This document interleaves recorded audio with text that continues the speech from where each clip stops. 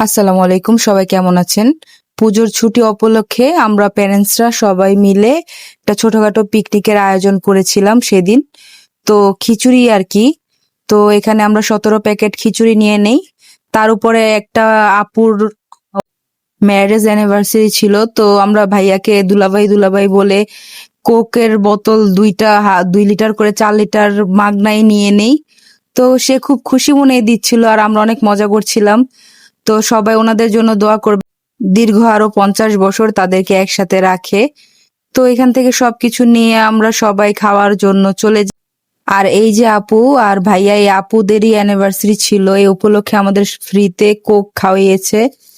আর সবাই মিলে খিচুড়ি খাবো যেহেতু বসে পড়েছি।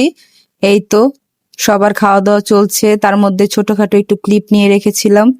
তো সবাই আমাদের জন্য দোয়া করবেন, আর ভিডিওটা ভালো লাগলে লাইক কমেন্ট শেয়ার করে পাশে থাকবেন। Thanks to watching for my video. আল্লাহ হাফেজ।